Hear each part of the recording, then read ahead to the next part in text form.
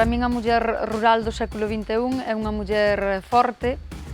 moi traballadora, con un forte arraigo á terra e á familia, que loita non só polo seu futuro, senón polo futuro de toda a súa contorna. Por cada muller que se queda no rural, conseguimos que unha familia inteira se quede no rural, darlle vida e darlle visibilidade ao rural,